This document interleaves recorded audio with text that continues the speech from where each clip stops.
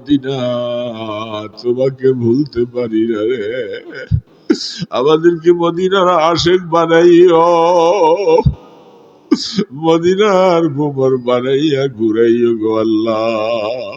আল্লাহ অসুস্থের কারণে যেতে পারি না, সুস্থতা দাও জীবনে যেন আবারও মদিনায় মক্কায় যেতে পারি।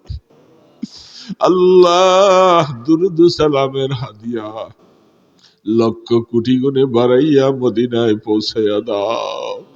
আপনার ইসমে আজমের উসিলায়, আপনার হাবিবের কদম মোবারকের উসিলায় আমাদের দোয়া। আমরা কতগুলি গুনাহগার বান্দা আল্লাহ, আমরা অনেক গুনাহ করে ফেলছি মাওলা। এই শীতের মধ্যে প্যান্ডেলের নিচে দুইটা হাত তোমার কাছে তুলেছি আল্লাহ। আমরা মেসকিন, আমরা গরিব, আমরা অনাথ, আমরা মুজরিম আল্লাহ। তুমি একমাত্র রহমান রাহিম, তুমি দয়ালু খোদা, তুমি আমাদের মনিব, তুমি আমাদের মাওলা, তুমি আমাদের মাসুক, তুমি আমাদের আল্লাহ। একটু মায়ার নজরে তাকাইয়া দেখো আল্লাহ। আল্লাহ আমাদেরকে শাস্তি দিলে আপনার কি লাভ হবে গো আল্লাহ? আল্লাহ আপনি শাস্তি দিতে পারবেন, আমরা তো সহ্য করতে পারবো না মাওলা। মাওলা এই চেহারাটা দিয়ে আমরা তোমাকে সেজদা করেছি আল্লাহ, এই মুখ দিয়ে তোমাকে আল্লাহ বলে ডাকছি মাওলা, আমরা দুইটা ফোঁটা চোখের পানি ছেড়ে দিয়েছি মাওলা। আমাদের এই চেহারার মধ্যে আগুন কেমনে জ্বালাইবা ও মাওলা? তোমার কি একটু মায়া লাগবে না মাওলা? আমাদেরকে শাস্তি দিলে তোমার কি একটু মায়া লাগবে না মাওলা? এই গোলাম গুলি তো তুমি বানাইছো মাওলা, আমরা ভুল করেছি মাওলা, তুমি আমাদের সাথে রাগ করো না মাওলা, আমাদের সাথে রাগ করো না মাওলা।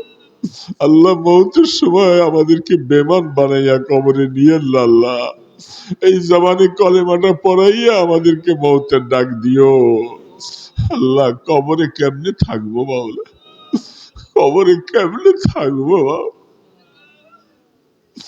কবরের মধ্যে মুনকার নাকির আসবে, সওয়াল জবাব করবে আল্লাহ, কি জবাব দিব মাওলা?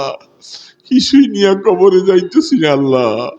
এ মাওলা মুনকার নাকিরের সওয়ালের জবাব আসান করে দিও, আমাদের কবরকে রহমতের কবর বানাইয়া দিও, কবরকে রহমতের কবর বানাইও আল্লাহ। সাপ বিচ্ছুর গর্ত বানাইও না আল্লাহ, জাহান্নামের আগুন দিয়া ভরপুর করে দিও না মাওলা।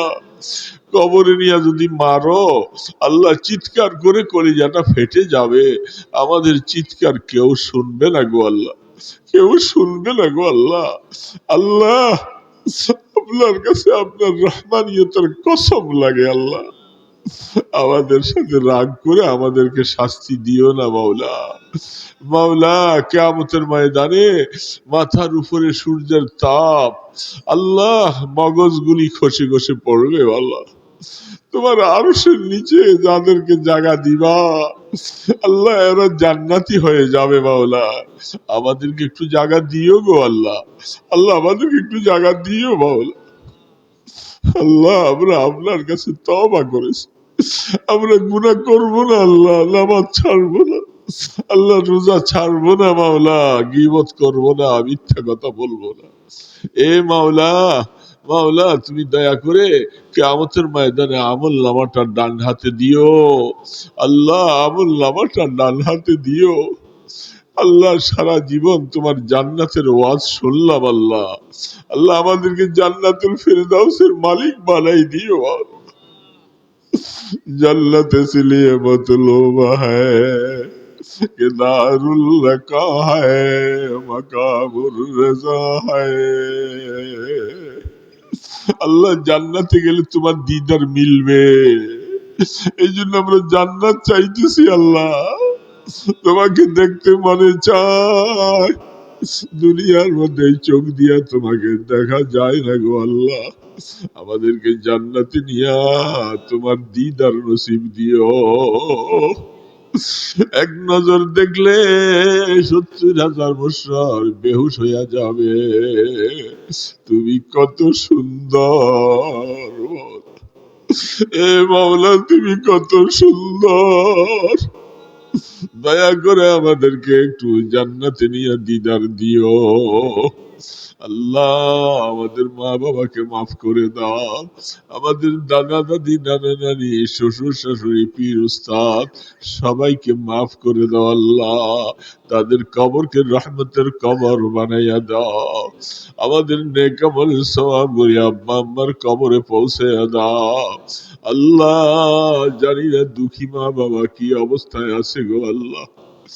এত কষ্ট করে মা দুঃখিনী আমাকে পেটে ধারণ করেছিল আল্লাহ, আমাকে শান্তিতে ঘুমাইতে দেই নাই। রাত্রিবেলা গভীর রাত্রে বারবার করে মা মা করে চিৎকার করেছিলাম দুধের জন্য। মার ঘুম ভাঙাইয়া মার দুধ খেয়েছিলাম, আর মার বুকটার মধ্যে পেশাব করে ভিজাই দিছি গো আল্লাহ। মা রাগ করে আমাকে ফেলে দেয় নাই, আমাকে রাগ করে সরাইয়ে দেয় নাই। মা ভিজা কাপড়টা পেঁচাইয়া কলিজার টুকরা সন্তানকে শুকনা কাপড় দিয়া পেঁচাইয়া বুকে রাখছে গো আল্লাহ। আল্লাহ, মা খানা খেতে বসছে, মার কোলে পায়খানা করে দিছি। ভাই বোনেরা নাকে কাপড় দিয়া সরে গেছে, আমার মার নাকে গন্ধ লাগে নাই। মেথরের মতো মা পরিষ্কার করেছে, আবার পরিষ্কার করে কোলে নিয়া গালের মধ্যে চুমা দিয়েছে গো আল্লাহ। এত মায়া করছে, পৃথিবীর মধ্যে আর কোনো মায়া এত কেউ করে নাই গো আল্লাহ। আমাদের মা বাবাকে মাফ করে দাও। আব্বা আব্বার কবরকে জান্নাতের বাগান বানিয়ে দাও। রাত্রে গভীরে ঘরে আসলে দরজা খুললে মার চোখে ঘুম নাই, একটা ডাক দিলে মা বলে দরজা খুলে দিছে। আল্লাহ, মা বাবা যারা বেঁচে আছে তাদের গুনাহ মাফ করে দাও। সন্তানকে মা বাবার খেদমত করার তৌফিক দাও। মায়ার নজরে মা বাবার চেহারার দিকে দেখবার তৌফিক দাও আল্লাহ। দয়া করে আমাদের ছেলে মেয়ে বিবেচনা সবাইকে কবুল করে লও আল্লাহ। আলেমের বাবা, হাফেজে কোরআনের বাবা আমাদেরকে বানাইও, আমাদের বংশের মধ্যে হাফেজ আলেম বানাইয়া দিও ইয়া আল্লাহ। এই মাদ্রাসা কবুল করে লও, যারা মাদ্রাসার জন্য মেহনত করতেছে সবাইকে কবুল করো আল্লাহ। দানু খায়রাত গুলি কবুল করো, হাফেজ ছেলেগুলাকে আলেম বানাইয়া দিও আল্লাহ। আল্লাহ, দয়া করে আমাদের দুরুদ ও সালামের হাদিয়া সোনার মদিনায় পৌঁছা আল্লাহ। জীবনে যারা যায় নাই তাদেরকে একবার হলো নসিব করে দাও। আমরা সেই পথের পথিক, কি বলেন ঠিক তো? কেউ কি ইচ্ছা করলে থাকতে পারবে?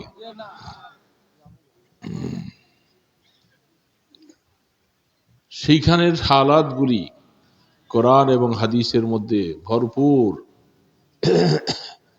কবরের হালাত, ময়দানে হাসরের হালাত, জান্নাতের অবস্থা, জাহান্নামের বয়ান, পোল সেরাত, এগুলি সব আল্লাহ পাক কোরআনে বিস্তারিত বয়ান করেছেন। আমাদেরকে অল্প কয়েকদিনের জন্য আল্লাহ পাক এইখানে মুসাফির হিসাবে পাঠাইছে। কি বলেন, আমরা মুসাফির? স্বীকার করবেন না? আমরা আবার মুসাফির হলাম কেমন? আমাদের ঘর আছে, বাড়ি আছে, ছেলে সন্তান আছে, আবার কেমনে মুসাফির? আল্লাহু আকবার। এই ছেলেরা বৈশা বৈশা গেলে বাদাম খাইতেছ, বৈশা বৈশা। জীবনে আর খাও নাই বাদাম? সময় পাইছো তো বৈশা বৈশা বাদাম খাও। ওয়াজ শুনতে তো আসো নাই, বাদাম খাইতে আসছো, কি কও? হিদায়তের কথাগুলি দিলের কানে শুনতে হয়। দিলটা যদি হিদায়তের কথার দিকে না রাখে তাহলে হিদায়ত ঢুকে না। কান তো গরু ছাগলের ভেড়া বকরিরও আছে, মানুষেরও আছে, তো বেশ কম আছে না? মানুষের কান আর জানোয়ারের কান তো একরকম না। যারা শুনেও শোনে না, দেখেও দেখে না, বুঝেও বুঝে না, তাদের সম্পর্কে আল্লাহ পাক শক্ত কথা বলছেন। তারা চতুষ্পদ জন্তুর থেকে আরো নিকৃষ্ট, চতুষ্পদ জন্তুর থেকে খারাপ।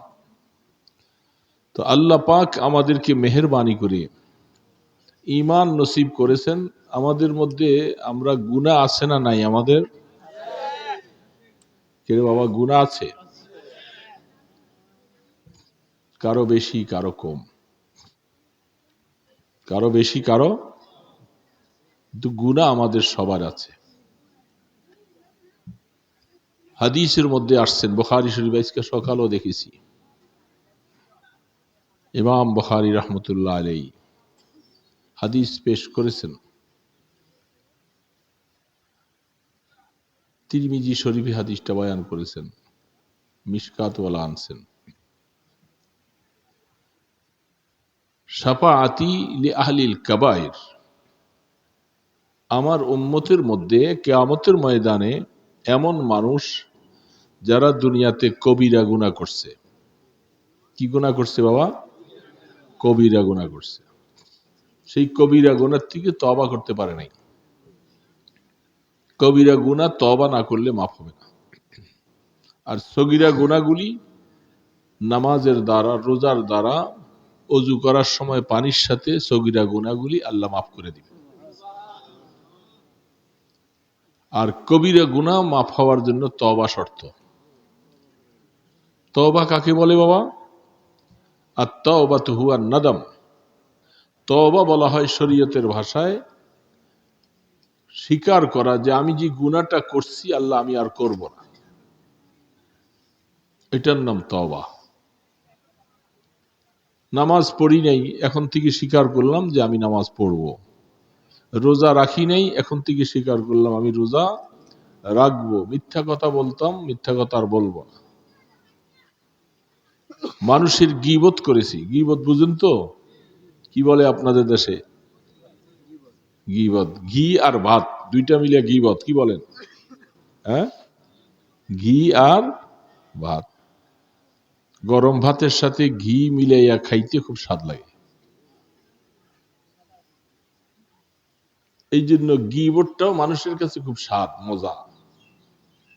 এক জায়গায় বসে বসে একজনের খুব বদনাম গুলি গাইতেছে, কি মজা লাগতেছে তার কাছে, আরেকজনের নামে খুব বদনাম হইতেছে।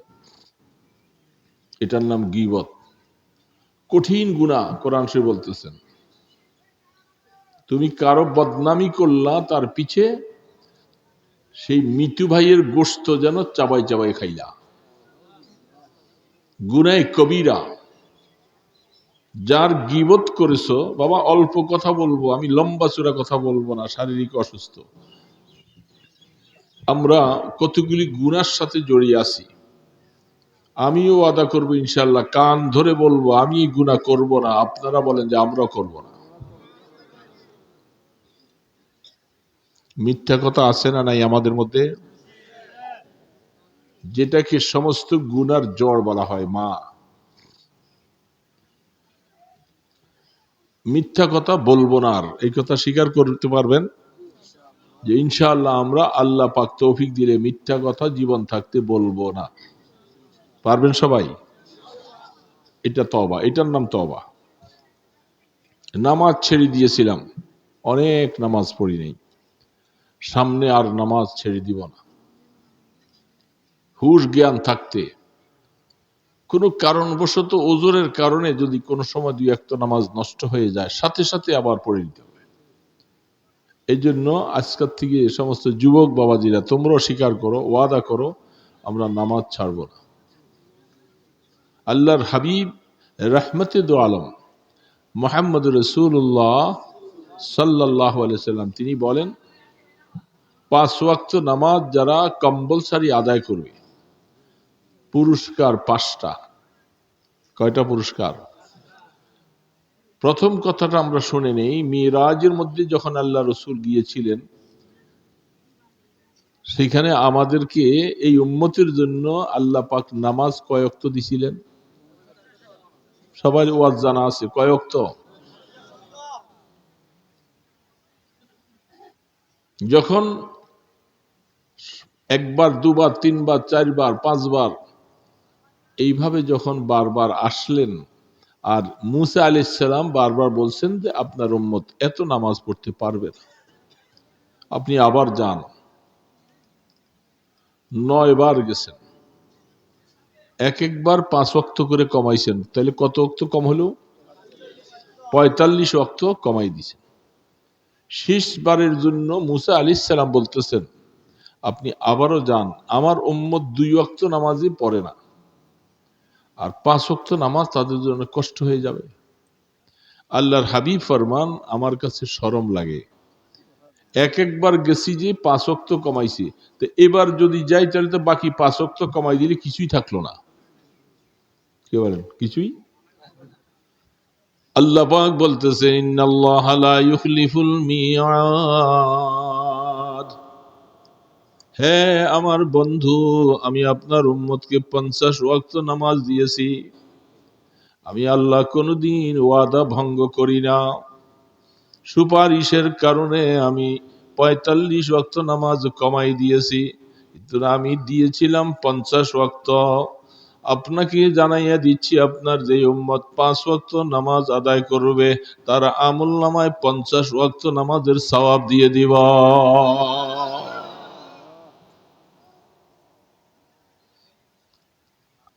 50 ওয়াক্ত নামাজের সওয়াব পাওয়া যাবে। রাসূল বলছেন আমার উম্মতেরা, যারা তোমরা 5 ওয়াক্ত নামাজ আদায় করবে তোমাদের জন্য পুরস্কার 5টা। প্রথম নম্বর পুরস্কার হলো রিজিকের অভাব দূর হয়ে যাবে। এটা সবচেয়ে বড় পুরস্কার না? দুনিয়ার মধ্যে যত ভেজাল সবকিছু রিজিকের ব্যাপার। আমার রিজিকটা যদি ভালো হয়ে যায়, ভালো মতো আসে, টেনশন নাই। আল্লাহ পাক, আল্লাহ রসুল বলছেন সত্য না মিথ্যা? সবাই তো বললেন না। হাদিসের মধ্যে সহিহ হাদিস, 2 নম্বরই হাদিস নয়, জাল হাদিস না, মওযু হাদিস নয়, সহিহ হাদিস। রসুল বলছেন প্রথম পুরস্কারটা হলো 5 ওয়াক্ত নামাজিওয়ালার জন্য আমি তার রিজিকের অভাব দূর করে দিব। 2 নম্বর পুরস্কারটা, যেটার জন্য সবাই আমরা চাই, এমন কোন মুসলমান নাই একজন আরেকজনের সাথে দেখা হলে অনেকদিন পরে আলিম ওলামা কাউকে দেখলে বলে হুজুর দোয়া করেন আল্লাহ নিয়ে আমাকে ঈমানের মওত দেয়, বলে কি বলে না? এটি হচ্ছে সবচেয়ে বড় চাওয়া। দুনিয়ার মধ্যে আপনার অনেক কিছুর মালিক, বহু আলুর মালিক, বহু সম্পত্তির মালিক, কিন্তু যদি ঈমান হারা হয়ে যায় বাবা, অবস্থা খুব খারাপ। এই সম্পত্তির 2 পয়সাও দাম হবে না। এগুলি সব রেখে গেছি দুনিয়ার মধ্যে, ছেলে পেলেরা পাবে। এই জন্য আল্লাহর হাবিব ফরমান যারা 5 ওয়াক্ত নামাজি হবে তাদের দ্বিতীয় পুরস্কার হলো মওতের সময় আল্লাহ তাদেরকে ঈমানের মওত দিবেন। ছোট পুরস্কার এটা। ঈমানের মওত নসিব হবে, যেটার জন্য সব সময় দরখাস্ত করা হচ্ছে আল্লাহ তুমি আমাকে মৃত্যুর সময় ঈমান নসিব করবা, ঈমান নসিব করবা। ঈমান হারা হয়ে গেলে জীবনের সব আমল বরবাদ হয়ে যাবে। এই যে কথা বলছি, নামাজ পড়ছি, এখানে বসে আছি, কষ্ট করে যা কামাই করলাম সব বরবাদ, ঈমান যদি না থাকে। 3 নম্বর পুরস্কার কবরের আযাব থেকে মাফ হবে। হাই সুবহানাল্লাহ, মুসলমান বলে না? কবরে কি আযাব হয়? যারা নামাজি হবে আল্লাহর হাবিব ফরমান তোমাকে 3 নম্বর পুরস্কার হলে যখন তুমি কবরে যাইবা তোমার কবরে আযাব হবে না।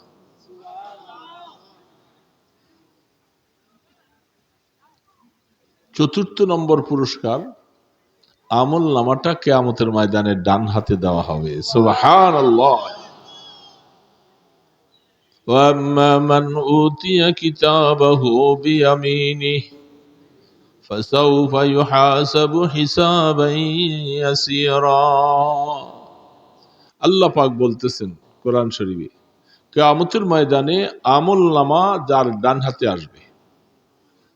কোন হাতে বাবা? ডান হাতে। আমল নামা ডান হাতে আসবে। আল্লাহ পাক বলেন তাদের হিসাবে কোনো কড়াকড়ি নেই, সহজ। আমল নামা ডান হাতে আসে আর বলবে যে বন্দা তুমি যাও, পুলসারাতে উঠো, পুলসারাতে উঠো, জান্নাতে চলে যাও। আমল নামা ডান হাতে। আল্লাহ না করুক যদি আমল নামা বাম হাতে আসে, আল্লাহু আকবার, সেদিনের চিন্তা চিৎকার ময়দানে হাসর ফেটে যাবে। দোস্ত, এখন তো এখানে বসেছি, কত মানুষ কত বন্ধু মুসিবতে পড়লে দৌড়ে আসে। আল্লাহ না করুক যদি আমল নামাটা বাম হাতে আসে,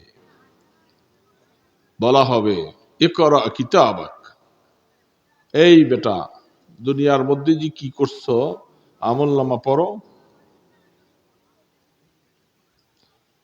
সে বলবে যে আল্লাহ আমি তো পড়তে পারি না। কঠিন ভাবে আমল নামা পড়বি কি করে, পড়ার মতো অবস্থা নেই, সওয়াব নেই। বাম হাতে আমল নামা আসবে, কোন কোন রাওয়ায়েতে আসে তার পিছন থেকে আমল নামা পড়বে, চেহারা সামনে হাত পিছে, পড়বে কেমনে, গর্দানটা মটকায় ভাইয়া দিবে, দিয়ে বলছে এই নাফরমান পড়, যাবি কোথায়? ইকরা কিতাবাক কাফা বিনাফসিকা আল-ইয়াওমা আলাইকা হাসিবা, আজকে তোমার আমল নামায় তোমাকে বলবে যে তুমি কি জান্নাতি না জাহান্নামী, পড়ো। দোস্ত, কবরের কথা মনে রাখো। লম্বা লম্বা ওয়াজ অনেক আছে। আল্লাহর হাবিব ফরমান তুমি 5 ওয়াক্ত নামাজি হও, তোমার 5ম নম্বর পুরস্কার হলো তোমার আল্লাহ পাক বিনা হিসাবে তোমাকে জান্নাতে পাঠিয়ে দিবে। হাদিস শরীফের মধ্যে আল্লাহ রসুল বলেন, পুলসেরাত নাম তো আমরা সবাই শুনছি, কি বলে শুনি নাই? পোল, ব্রিজ, সাঁকু, 30,000 বৎসরের রাস্তা। আখেরাতের একদিন, দুনিয়ার 1000 বৎসর। দুনিয়ার 1000 বৎসরে, আখেরাতে এরকম 30,000 বৎসরের রাস্তা। দোস্ত, আমি তো বলতেছি আপনাদেরকে শোনাইতেছি, আমার নিজের কলিজা থরথর করে কাঁপে। কি হবে সেদিন? এবং এমন কোন মানুষ নাই যে তাকে পুলসেরাত উঠা ছাড়া থাকতে পারবে। এটা উঠানো লাগবে, মুসলমান বলেন, হিন্দু বলেন, কাফের বলেন, বৌদ্ধ বলেন, নবী বলেন, উম্মত বলেন, সবাইকেই পুলসেরাতে উঠা লাগবে। এটা উঠা ছাড়া, কারণ পুলসেরাতের এক মাথা হলো ময়দানে হাসরে, আরেক মাথা হলো জান্নাতের গোড়ায়। এখন জান্নাতে যাইতে হলে পুলসেরাত ছাড়া ভিন্ন কোনো বিকল্প পথ নেই। আর এটার নিচে জাহান্নাম, ধাউ ধাউ করে 70,000 জিঞ্জির দিয়া জাহান্নামকে বেঁধে রাখা হয়েছে। জাহান্নাম তর্জন গর্জন করবে, তার আওয়াজে কলিজাটা ফেটে যেতে চাবে। জাহান্নাম বলবে হাল মিম মাজিদ, হাল মিম মাজিদ, আল্লাহ আমার ক্ষুধা নিবারণ করো, তুমি না বলছো আমাকে খাওয়াইবা, আমার ক্ষুধা দিবা। কাফের, মুশরিক, বেঈমান যত আছে তারা সবাই জাহান্নামে যাবে। যখন পুলসেরাতে উঠতে যাবে, বাস জাহান্নাম হ্যান্ডকাপ লেগে যাবে, জাহান্নাম ফেলে আর পার হওয়া সম্ভব হবে না। আল্লাহর হাবিব ফরমান, উম্মতেরা মনে রাখো, 30,000 বৎসরের রাস্তাটা যারা আল্লাহকে রাজি করা, আল্লাহর হুকুম মতো হায়াত কাটাইয়া দুনিয়া থেকে আসবা, পুলসেরাত পার হওয়ার জন্য তোমার ফজরের নামাজ 2 রাকাত পড়তে যতটুকু সময় লাগে, 30,000 বৎসরের রাস্তা তুমি এইভাবে পার হইয়া যাইবা 2 রাকাত নামাজের সময়। আল্লাহকে রাজি করা লাগবে।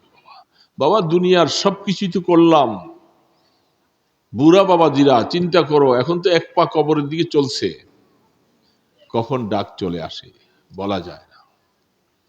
দৈনিক এখন আর ছেলে মেয়েদের এই সংসার নিয়ে কত আর চিন্তা, শুধু আলুর চিন্তা করবা, কত মন আলু লাগাইবা, আলু কত উঠবে, কি হবে, এই নিয়ে ফিকির না বাবা। এখন ফিকির করতে হবে আমার কবরে আমি কিনিয়া যাব,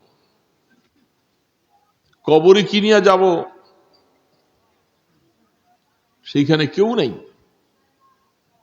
যারা ঈমানদার হবে, ঈমানের বলে বলিয়ান হবে, হাদিস শরীফে বলতেন জাহান্নাম আওয়াজ দিয়া বলবে জুজিয়া মুমিন ফাইন্না নূরাকা ইয়াতফি নারি।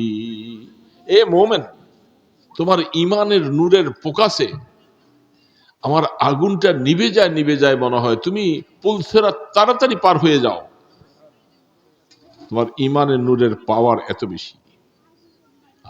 ঈমানের নূর অনেক বড় মোবারক জিনিস বাবা। হাদিসের মধ্যে আসছেন, বুখারীতে রওয়ায়াত আসছেন, কিয়ামতের ময়দানে আল্লাহু আকবার, আল্লাহ রসুল বলতেছিলেন আমি কিয়ামতের ময়দানে উম্মতের জন্য সুপারিশ করব। উম্মতের জন্য কি করব?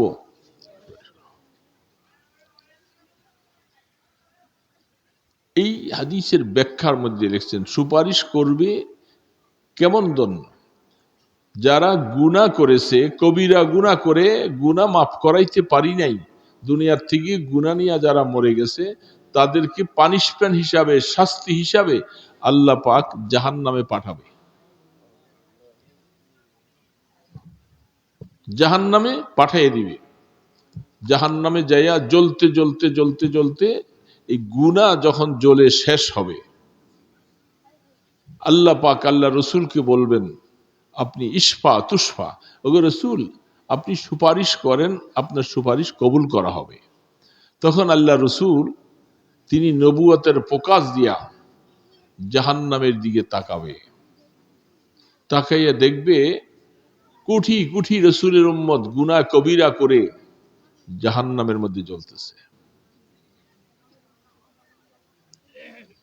আল্লাহর হাবিব ফরমান, বুখারী আলাইহির রাহমা হাদিস বলতেছেন, জাহান্নামের দিকে রসুল নজর করে দেখবে জাহান্নামের আগুনের আলো আর ঈমানের নূরের আলো দুইটার মধ্যে বেশকম হবে।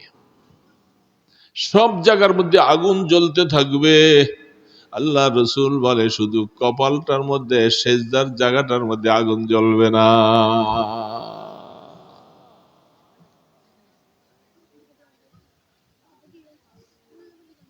সেজদা, ওই যে গুনাহ কবিরা করেছি, সেজদাও করেছি। আল্লাহর হাবিব ফরমান জাহান্নামের আগুন সব জায়গায় জ্বলতে থাকবে। যেহেতু কপাল দিয়ে আল্লাহকে সেজদা করেছে, এই আমার খাদেমরা শালটা নিয়ে আসো, ঠান্ডা লাগতেছে। তাহলে সেজদাটা বুঝেন, সেজদার দাম কত। সেজদা দিয়েছি দেখি বিধায় আল্লাহ পাক কিয়ামতের ময়দানে জাহান্নামে ফেলে দেওয়ার পরেও যে কপাল দিয়ে সেজদা দিয়েছিলাম, কপালে আগুন লাগবে না। সীমাহুম ফি ওয়ুজুহিহিম মিন আসারিস সুজুদ। আল্লাহ রাব্বুল আলামিন বলেন, এ বান্দা তুমি যে সেজদা দিতেছো, তোমার এই সিজদার নিদর্শনটা দুনিয়ার মধ্যেও আছে, তোমার চেহারায় ফুটে উঠবে। যারা আল্লাহকে সেজদা দেন, এই সেজদাটা নূর আল্লাহ পাক চেহারার মধ্যে ফুটায় দেয়, এবং এই নূর থেকে এটা তার কলবের মধ্যে যে কলবকে নূরান্বিত করে। এটা সেজদার পাওয়ার। কোরআন শরীফে আল্লাহ পাক বলতেছেন সেজদার নূর এটা এমন এক জিনিস, আল্লাহু আকবার। বাবা বলতে গেলে তো অনেক রাখতে কথা। হ্যাঁ,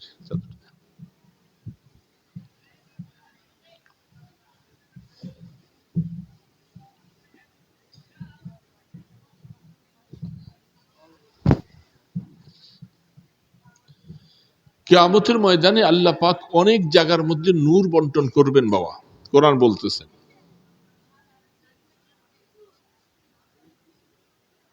নূর বন্টন হবে। যারা দুনিয়ার মধ্যে মসজিদে গমন করেছে, বেশি বেশি করে সকালবেলা মসজিদে অন্ধকারে গেছে, শুক্রবার দিন গেছে, আজকে সূরা কাহাফ পড়ছি তো আমরা বাবা। সূরা কাহাফ পড়নেওয়ালা আছেন এখানে? কয়জন আছেন দেখি পুরা মজমার মধ্যে? এই অল্প কয়েকজন, অনেকের খবর নেই। আজকাল যে শুক্রবার সূরা কাহাফ পড়ার দরকার ছিল এটা অনেকে মনে নেই। যখন আল্লাহ পাকের রহমত হয় তখন আমলের কথা আল্লাহ স্মরণ করাই দেয়, আল্লাহ স্মরণ করে। সূরা ইয়াসিন পড়ছি বাবা কয়জনে? মাশাআল্লাহ, তাও সংখ্যা বেশি না, সবার পড়া দরকার ছিল। আল্লাহর হাবিব ফরমান, আমার মনে চায় আমার উম্মতের সকলের সিনার মধ্যে যেন সূরা ইয়াসিনটা থাকে। রাসূল বলছেন আমার মনে চায়। আর যারা আমরা সূরা কোরআন শরীফ শিখতে পারি নাই, ছোটবেলায় পড়ি নাই, মা বাবা হয়তো চেষ্টা করছে, আমি পড়ি নাই, আমি কোরআন শরীফ পড়তে জানি না, এরকম লোক এখানে আসি না? আপনি সূরা ইয়াসিন পড়তে পারেন না, আল্লাহু আকবার। এক খতম সূরা ইয়াসিন পড়লে 10 খতমের সওয়াব। আপনি সকালবেলা মসজিদে ইমাম সাহেব হুজুরকে যদি বলেন যে হুজুর ফজরের নামাজের পরে আপনি একটু সূরা ইয়াসিনটা পড়েন, আমরা একটু বসে বসে শুনি, এটা কি কঠিন? কঠিন এটা?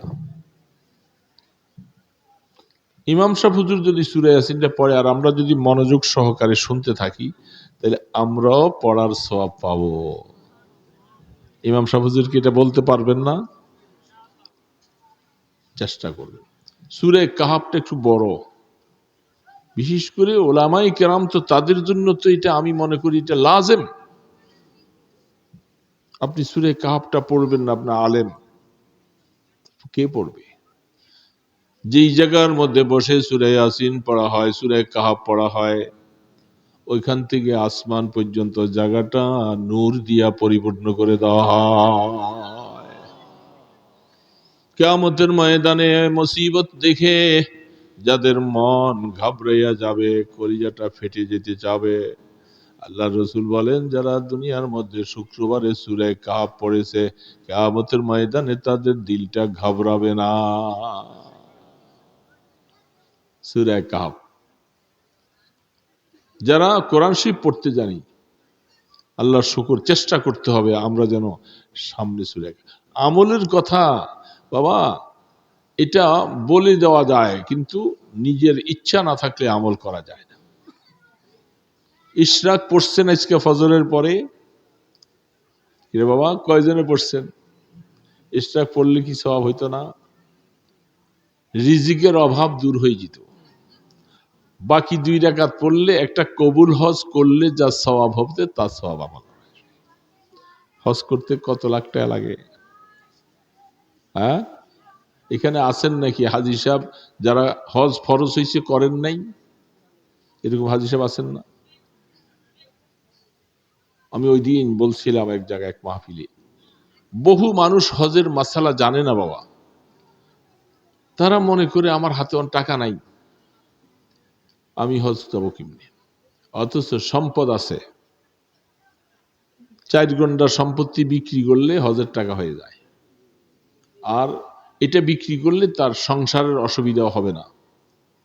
এরকম সম্পদ যার আছে সেই ব্যক্তির উপরে হজ ফরজ। তিনি যদি হজ না করে মারা যায়, আল্লাহ রসুল বলেন তুমি ইহুদি হইয়া মারা গেলা অথবা নাসারা হইয়া মারা গেলা, তোমার ব্যাপারে আমার নবীর কোনো জিম্মাদারি নেই। এমন সম্পদ আছে না নাই আপনাদের এদিকে? হজে যায় নাই, ছেলে বিবাহ করাবে, মেয়ে বিবাহ করাবে, একটা বাড়ি করবে, তারপরে হজে যাবে। হজের সাথে এগুলোর কোনো সম্পর্ক নাই বাবা। যদি মনে চায় মদিনার আশিক যদি হও রে বাবা, বাইতুল্লাহর আশিক যদি তুমি হও, যাহা কাবাতি শরীফা বলে বলে আল্লাহ নামাজ পড়লাম, মনে চায় তোমার বাইতুল্লাহ দেখতে, মনে চায় আল্লাহ তোমার বন্ধু রওজার পাশে গিয়া প্রাণ ভরে সালাম দিব, রসুল দেখি নাই, সাহাবী দেখি নাই। আল্লাহর হাবিব ফরমান, আমার ইন্তেকালের পরে যে আমার কবরের পাশে আইসা আমাকে সালাম দিবে, আমি রসুল সরাসরি তার সালামের জবাব দিব। রসুলকে সরাসরি সালাম দিতে পারা মনে চায় না? কিরে বাবা, মনে চায়? তো মনে চাইলে যদি ফরজ হয়ে থাকে তো যান না কেন? সম্পত্তি আছে না? এই সম্পত্তি কার জন্য রাখছেন? কার জন্য রাখছো বাবা?